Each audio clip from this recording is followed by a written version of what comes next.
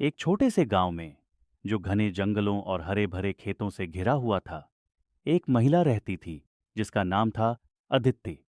वह पूरे गांव में अपनी कढ़ाई और बुनाई के लिए मशहूर थी। उसके हाथों से बने कपड़े इतने सुंदर होते थे कि लगता था जैसे उनमें जादू बसा हो।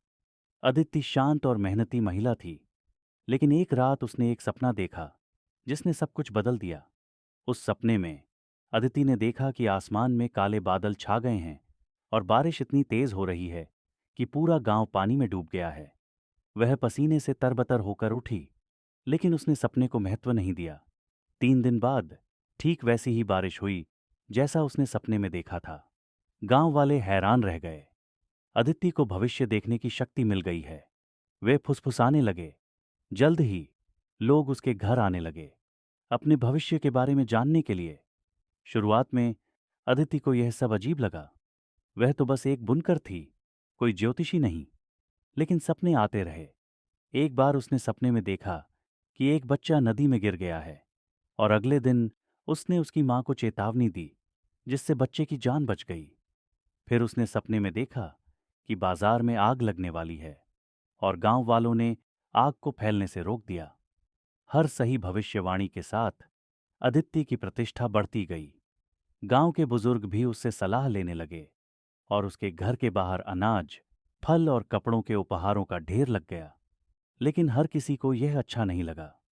गांव के पुजारी, पंडित जी को यह सब बिल्कुल पसंद नहीं आया। पीढ़ियों से उनका परिवार गांव वालों और देवताओं के बीच की कड़ी रहा था। अब लोग अदिति के पास जाने लगे थे। पंडित जी ने दूर से यह सब देखा, और उनकी आंखों में ईर्ष्या की चिंगारी दिखाई दी। एक दिन गांव में भयंकर सूखा पड़ गया। फसलें सूख गईं, नदी का पानी सूख गया, और पशु दुबले हो गए। गांव वाले अदिति के पास गए, समाधान के लिए गुहार लगाई। अदिति ने आंखें बंद कीं और प्रार्थना की, उम्मीद करते हुए कि कोई सपना उन्हें मार्गदर्शन देगा। लेकिन इस बार कुछ नहीं हुआ।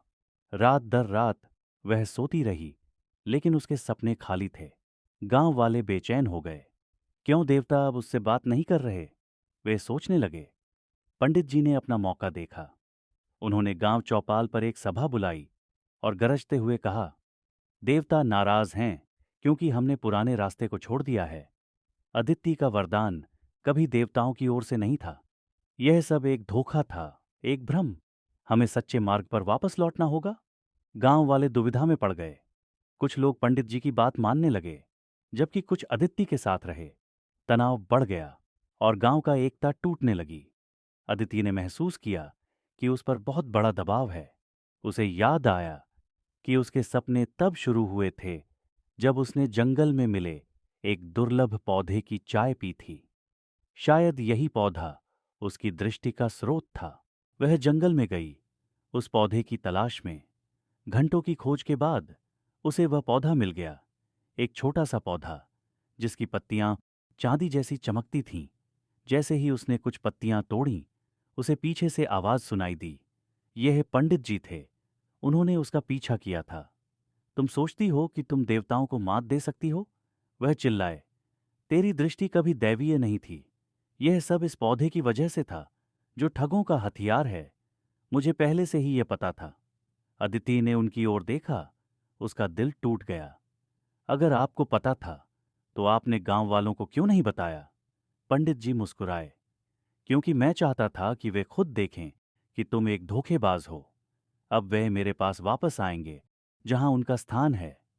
अदिति गांव लौट आई, पौधे को हाथ में लिए हुए। उसने गांव वालों को सच्चाई बताई। मेरी दृष्टि इस पौधे की वजह से आती थी, उसने स्वीकार किया। मैंने कभी किसी को धोखा देने का इरादा नहीं किया। मैं सिर्फ मदद करना चाहती थी। गांव वाले स्तब्ध रह गए।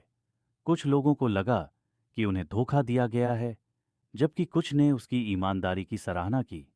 पंडित जी आगे बढ़े, विजयी भाव से। देखो, मैंने कहा था कि वह एक धोखेबाज है। देवताओं ने सच कह दिया है। लेकिन इससे पहले कि भीड़ अदिति के खिलाफ होती, गांव की बुजुर्ग कहानीकार दादी मां ने आवाज उठाई। रुको, उन्होंने कहा। उनकी आवाज दृढ़ थी। अदिति के पास शायद दैवीय दृष्टि नहीं थी, लेकिन उसका इरादा शुद्ध था। उसने जान बचाई और हमें एकजुट किया। क्या यही मायने नहीं रखता? वे सिर हिलाने लगे। अदिति की विनम्रता और ईमानदारी ने उन्हें छू लिया था। पंडित जी, यह देखकर कि वह यह लड़ाई हार गए हैं, अपने मंदिर की ओर चले गए। सूखा खत्म हो गया और गांव फिर से खुशहाल हो गया। अदिति ने अपनी बुनाई फिर से शुरू कर दी। उसके हाथों से फिर से सुंदर कपड़े बनने लगे। लेकिन अब उसके कपड़े एक नई कहानी कहते थे, विनम्रता, सच्चाई और समुदाय की शक्ति की कहानी।